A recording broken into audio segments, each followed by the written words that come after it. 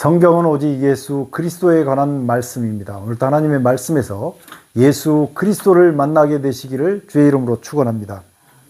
하나님의 말씀 창세기 11장 1절에 있는 말씀을 봉독하겠습니다. 온 땅의 언어가 하나요, 말이 하나였더라. 아멘. 홍수가 내린 다음에 온 세상이 물로 가득 차가지고 있었을 때 어디에 들어간 사람들만 살았다 그랬어요. 배를 만들어서 배 이름이 방주였어요. 네.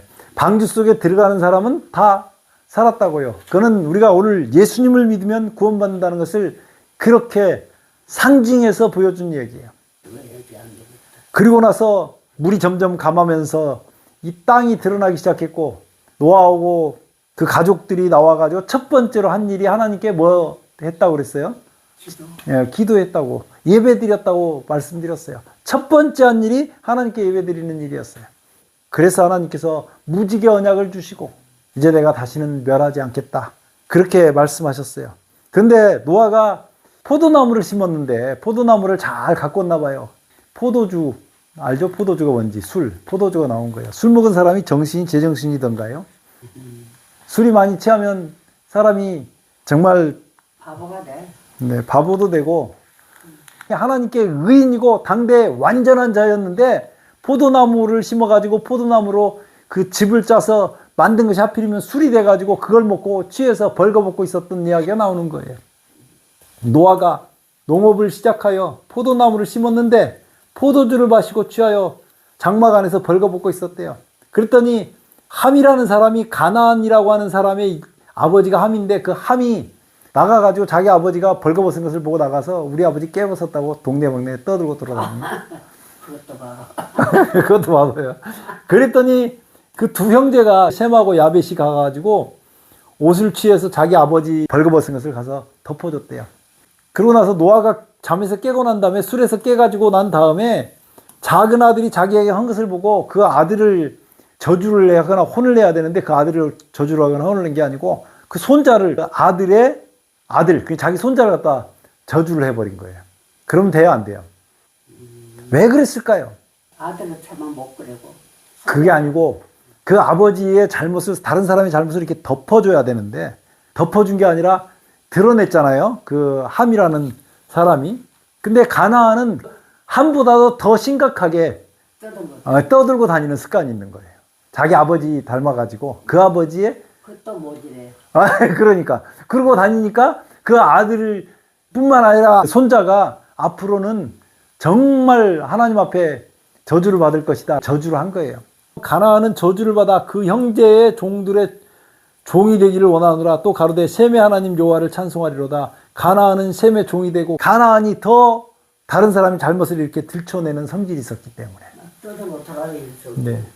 하나님께서는 본래 이 땅에 사람을 창조하셨을 때 사람이 여러 사람들이 모여갖고 큰 도시를 이루고 살기를 원하셨을까요? 널리 퍼져가지고 살기를 원하셨을까요? 널리 퍼져갖고 살기를. 네, 그렇죠. 아멘. 하나님께서는 널리 퍼져서 살기를 원하셨어요. 그는 창세기 1장, 2장에도 나오고 9장에도 나오는 거예요. 9장에 보면 요 위에도 다 9장 얘기예요. 요건 뒤에 있는 얘기고 조금 이제 앞에 있는 내용인데, 하나님이 노아와 그 아들들에게 복을 주셨어요. 복을 주시고 그들에게 이르시되 생육하고 번성하여 땅에 충만하라. 그렇게 하면서 땅에 충만하는데 한 가지는 절대 하지 말라는 게 하나 있어요. 그게 뭐냐면 피를 먹지 마라. 선지국 맛있어요? 선지국 맛있냐고. 순대는 맛있어요?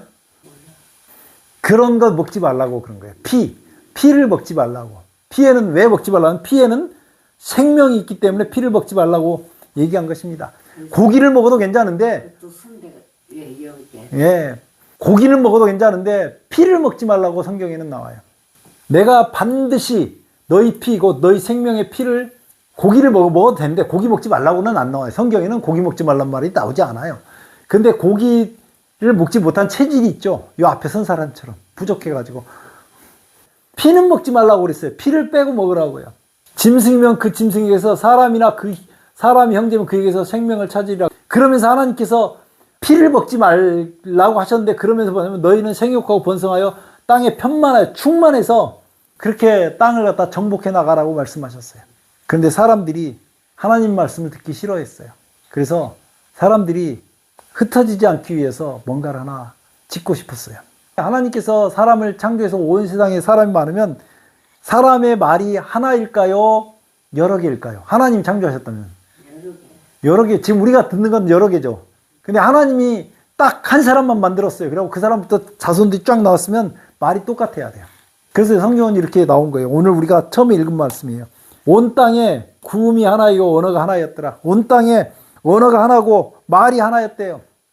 세상 사람들이 서로 못 통하는 사람이 없어요. 미국 가서 말해도 다 통하고 영국 가서 말해도 다 통하고. 근데 이 사람들이 뭘 했느냐? 동방으로 가서 신할 평지에 가서 거기에서 탑을 쌓은 것입니다. 벽돌을 만들어 견고히 굽자. 벽돌로 돌을 대신하고 역청으로 진흙을 대신해서 성을 쌓는 것이다. 엄청나게 넓고 높은 상을 쌓는 그런 성을 쌓아가지고 저 구름보다 위로 올라가는 성을 쌓기 시작한 거예요. 그리고 큰 도시를 건설해가지고 사람들이 모여서 살 수 있도록 그렇게 하려고 했던 거예요. 하나님은 어떻게 하라고 그러는데 번성하라 그랬어요? 번성해서 땅에 충만히 퍼지기를 원하셨는데 땅이 아주 멀리 이렇게 계속 가면서 퍼지기를 원하셨는데 그게 아니고 사람은 자기들이 모여서 큰 도시를 건설해서 흩어짐을 면하려고 생각한 것이에요. 뭐라고 해요? 성과 대를 쌓아 대 꼭대기를 하늘에 닿게 하여 우리 이름을 대고 온 지면에 흩어짐을 면하자. 하나님은 온 지면에 흩어져서 땅을 정복하라 그랬는데 이렇게 한 거예요. 그래서 하나님께서 내려오셨어요. 내려오셔가지고 말을 갈라놓으셨어요. 그래서 수천 가지 언어가 생긴 겁니다. 그 순식간에. 여호와께서 인생들에 쌓는 성과 대를 보시려고 강림하셨더라.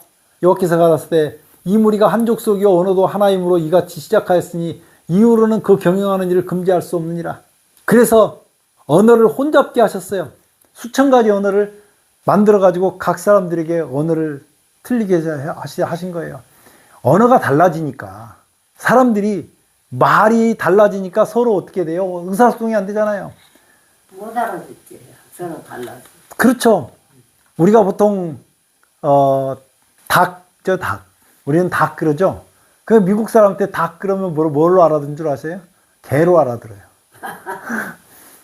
닭 주라고 그러면 미국 사람들은 닭을 갖다 준 게 아니라 개를 준다고요. 개가 닭이에요. D-O. 그래서 이런 식으로 말이 서로 안 통한 거예요. 벽돌 달라 그랬더니 물을 올려주고 물 달라 그랬더니 저기서 그 나무통막을 올려주고 그래가지고 서로 말이 안 통하니까 이게 성을 쌓을 수가 없는 거예요. 바벨탑을. 그래서 하나님께서 그 언어를 나누심으로 바벨탑 숫기가 탁 멈췄어요. 그 사람들이 뿔뿔이 흩어지기 시작했습니다. 그래서 온 세상의 사람들이 말 통하는 사람끼리 움직였을 거 아니에요. 민족이라는 게 그렇게 해서 형성된 거예요.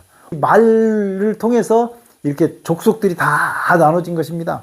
근데 이게 언제 하나가 됐냐면 하나가 된 때가 있어요. 사도행전 2장에 보면 예수님이 십자가에 달리신 게 1월 14일이었어요. 며칠 날이라고요?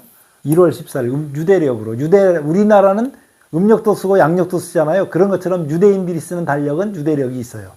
근데 그 달력에 1월 14일 날이 예수님이 십자가에 달리신 날이에요.